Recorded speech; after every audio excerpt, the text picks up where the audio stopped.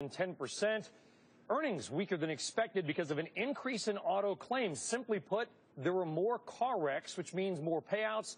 And that is bad for Allstate's bottom line. Case in point, a bad crash today on the New Jersey Turnpike. You might have heard something about this. Myself and about 2 million of my closest friends were stuck there for nearly 3 hours. In fact, that's why I rolled in late today. Traffic is backed up for miles because a dump truck caught fire, closing both sides of the highway. May be closed for a while. It is nasty out there. Deborah Hersman is the president and CEO of the National Safety Council, former head of the National Transportation Safety Board. You know, Deborah, I tweeted, as somebody with a relatively long driving commute, I tweeted out this morning that at least anecdotally, it appears that we are seeing more car wrecks. And I thought, is this because of texting, or is it because there's simply more people on the road? And in fact, am I wrong? It seems like Allstate is confirming that there are more crashes lately. Do we know why? You know what, Brian, you and Allstate are both right. The data shows us that crashes are up. We've seen 12% increase in deaths on our roadways for the first 5 months of this year compared with the first 5 months of last year. And so the data is backing you up. It is getting worse out there, and Allstate's numbers are proof of that. You know, what I'm seeing, too, again, just anecdotal stuff, is that we're seeing a lot of fender benders, a lot of rear-ending accidents, which implies to me the driver in the back is not necessarily paying as much as he or she should be. And it's not hard to suspect that phones have got to be a part of this.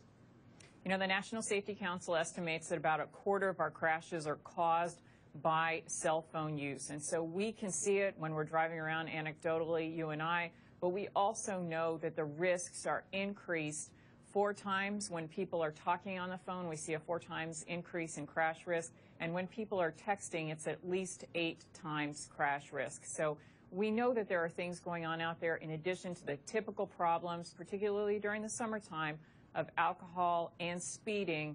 Distraction is the third leg of that deadly stool. So, Deborah, clearly drivers in general need to just be more aware, be more careful when they're driving. At the same time, longer term, what is your outlook for the number of accidents out there if, for instance, we start outsourcing our driving more, whether it be to a professional driver like an Uber driver or to autonomous vehicles? Do you think the roads get safer?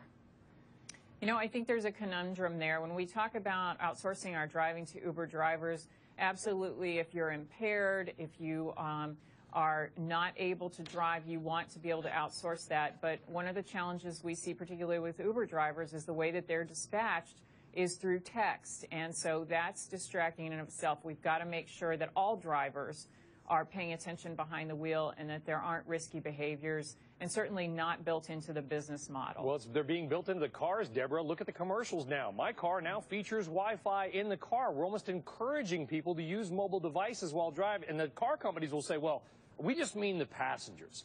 Come on. What are we going to do about this?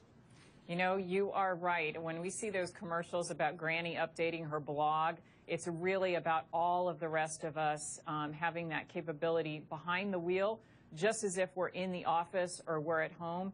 But tremendous responsibility. We see over 35,000 fatalities on roadways every year.